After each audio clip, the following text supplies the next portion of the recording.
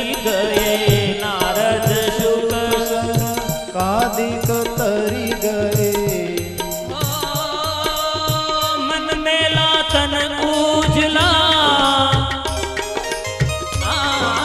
મન મેલા તન ઉજલા वो पगला कपटी अंग हे ताते तो कौआ बला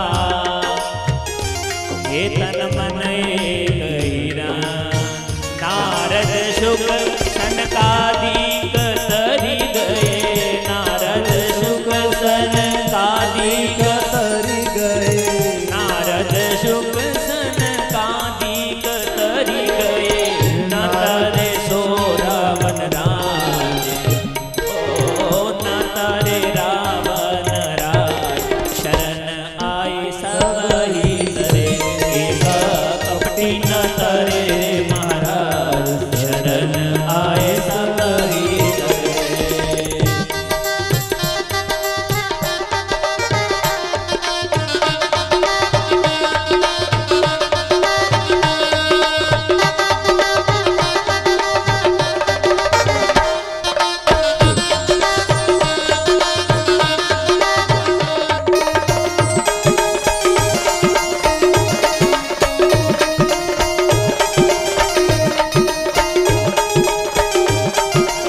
જે કપટી છે ને, જે કપટ રાખે છે એ ક્યારે તરી શકતો નથી.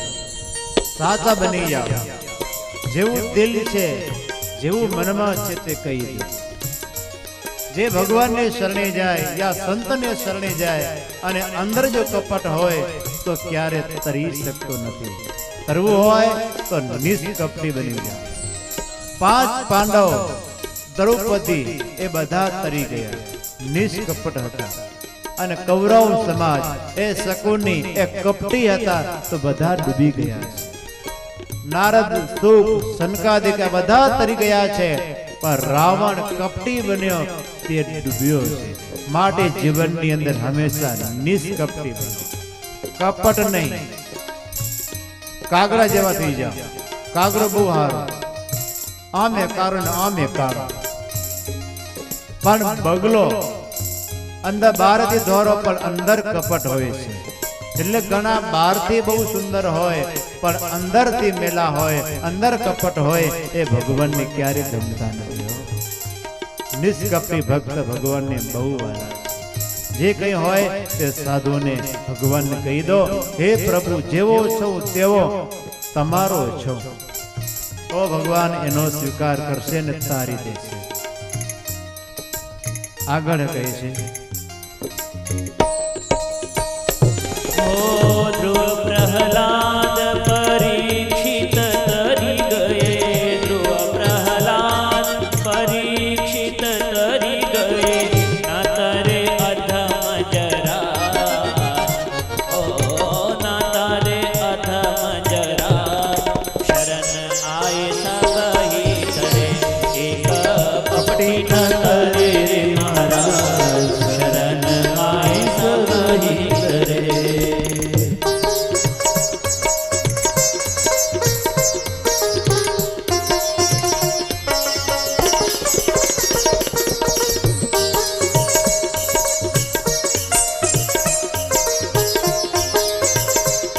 વિભીષણ નિષ્કપટ થયા તો વિભીષણજી તરી ગયા છે.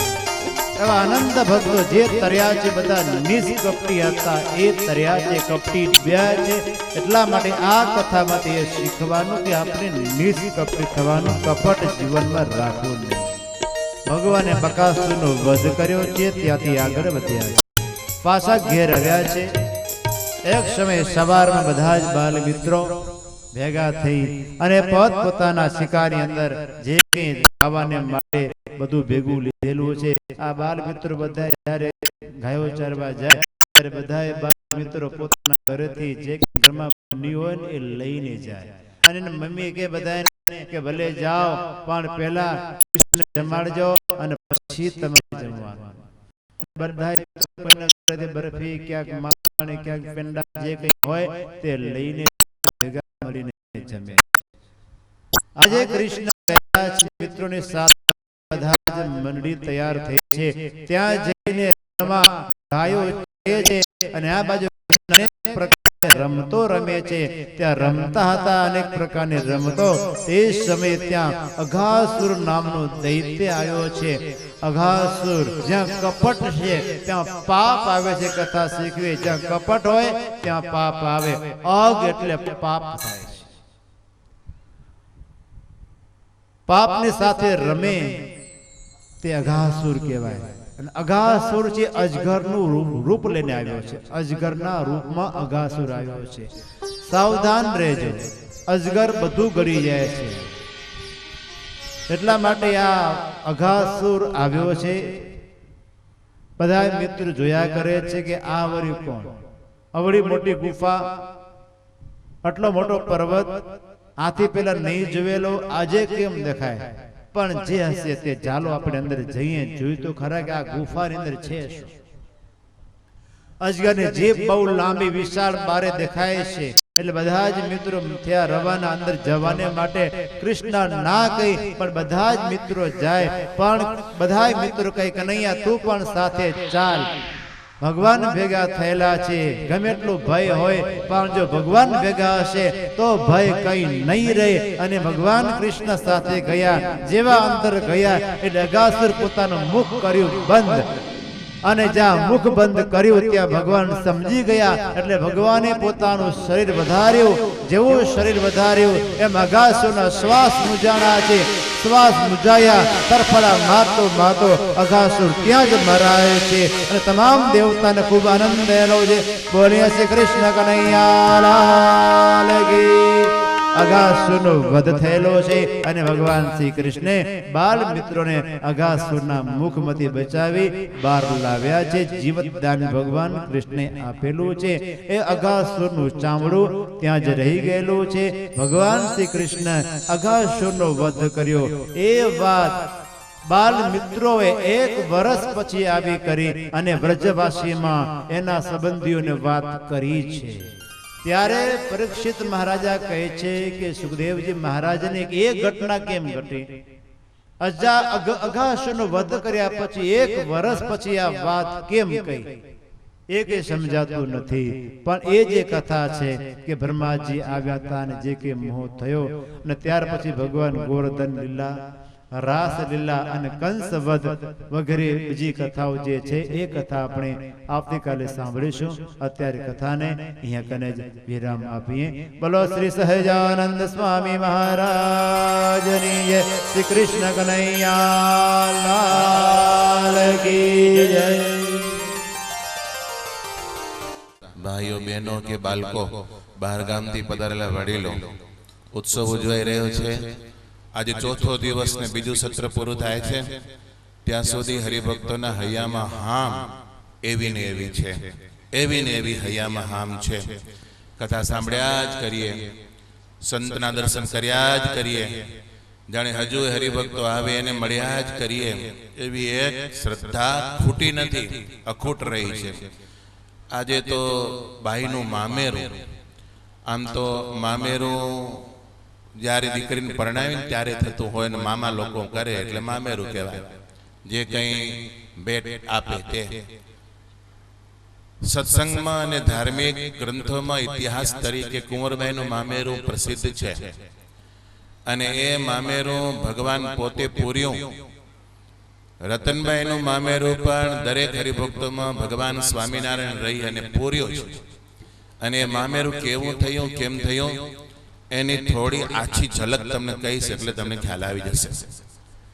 વાલા ભક્તો, માતા પરિવાર મોટે ભાગે હીરાપરનો તો ખરો, આજુબાજુના ગામડામાં રહેલો છે ને એ પણ સત્સંગના રંગે સુવાસિત થયો છે.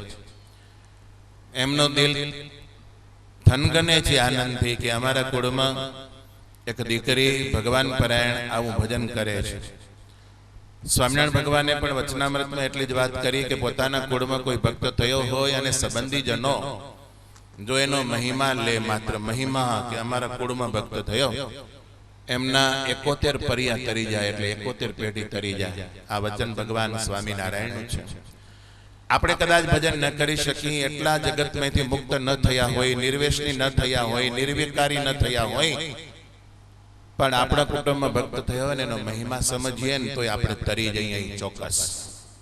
દુલાભાઈ મને કહેતા હતા, મને કે આ સંતોને જો અમારી સમાજ જેવા છે એવા સમજી જાય ને તો હમણાં સુખી છે એના કરતા વધુ સુખી થાય. કે દુલાભાઈ મનમાં એવો સંકલ્પ થયો, મને વાત કરી.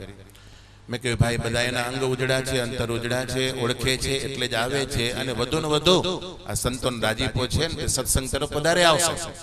ભગવાનના સંતોને ઓળખી અને કેટલાક બપોરના સમયમાં વિસામો ખાવા આવે ને મંદિરમાં, બહાર ગામના હોય, ભાવથી મંદિરના દર્શન કરે, સંતોને પગે લાગે, કોઈ સંત મળી જાય પાસે બેસે અને બે વાત સાંભળે ત્યારે રાજી થાય. કોટડાના હરિભક્તો ગઈકાલે આવ્યા હતા અને શ્રી કૃષ્ણ શાસ્ત્રી પાસે બેઠા હતા, હું બેઠો હતો. પછી એમણે આપવીતી વાત કહી અને કેટલાક ધાણેટીના હરિભક્તો આવ્યા હતા અને અમે પૂછ્યું કે ભાઈ તમે ઉંમરમાં તો મોટા છો પણ તમે ભણેલ ગણેલા સારું છો? તો કે હું કાંઈ નથી ભણ્યો. મેં કીધું તમને આટલું બધું ખગોળ ભૂગોળનું જ્ઞાન કેમ છે? તો કે બસ તમારી કૃપા. મને આનંદ એ થાય કે જે સંત કૃપાથી થાય છે ને એ સાધનાથી નથી થતું, અને આ ગામ ઉપર સંતની કૃપાથી જ આટલી બધી સગવડતા, સફળતા અને સત્સંગની વૃદ્ધિ છે. એટલે સંતની કૃપાથી થાય છે. એમ આપણા ગામના બાઈએ પહેલક કરીને ત્યાગાશ્રમમાં, એટલે વર્ષો પહેલાની કથા, જેમ ધનભાઈ ફઈની રામપર ગામમાં, માંડવી તાલુકાનું એ ગામ છે, ભુજ તાલુકાની સરહદ પૂરી થાય, માંડવી તાલુકાની શરૂ થાય, એની જેમ કથા લખાણી, ભુજના સુરજબાની કથા લખાણી, એવો ને એવો મહિમા આ ગામમાં બહેનો આગળ જતા વધશે.